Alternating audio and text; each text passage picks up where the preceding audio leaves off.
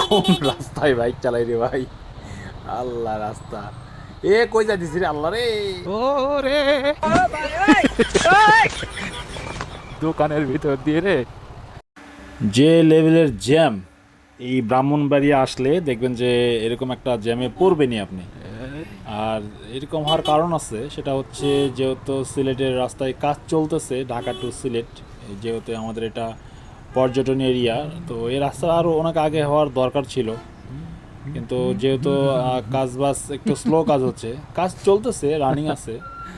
আর এই রাস্তাঘাটের পরিস্থিতিও ভাই খুব খারাপ। আপনি যদি বাসেও আসা যাওয়া করেন দেখবেন যে যেখানে 4 ঘন্টা লাগতো সেখানে এখন 7-8 ঘন্টা লেগে যায়। আর বাইকে চলাচল করলে একটাই সুবিধা, সেটা হচ্ছে আপনি এরকম জ্যামে পড়বেন না।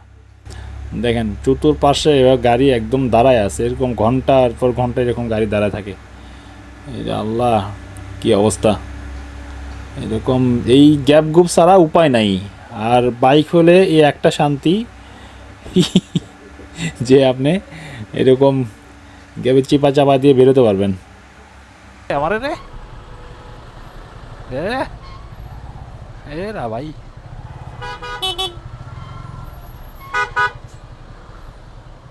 আজকে আমি শেষ।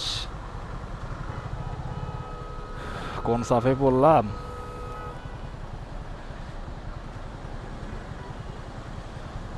এই, ডান দিকে যাওয়া লাগবে।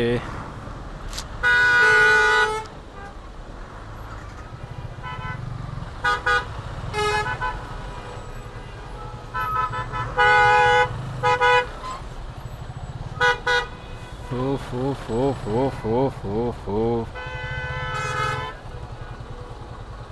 আর একটু সামনে গেলে বামে যাইতে পারবো।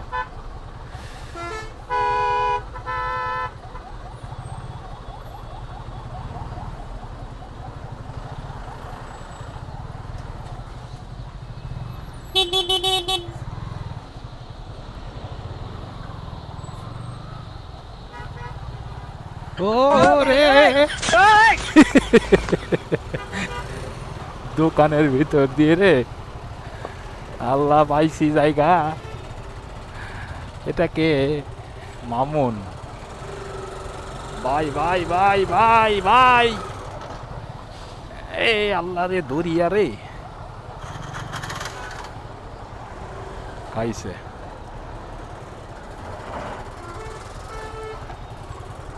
হায় হায় হায় হায় হায় হায়, ইয়ে, আহ, হাই রে, এ কি অবস্থা! এই দিক দিয়ে যাওয়া যাবে না ভাই, ডান দিক দিয়ে যাই। শিট,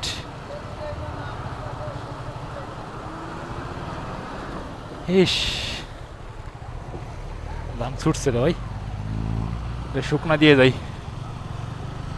ওরে ভাই, ভৈরব থেকে, ভৈরবে ব্রিজের পর থেকে জ্যাম।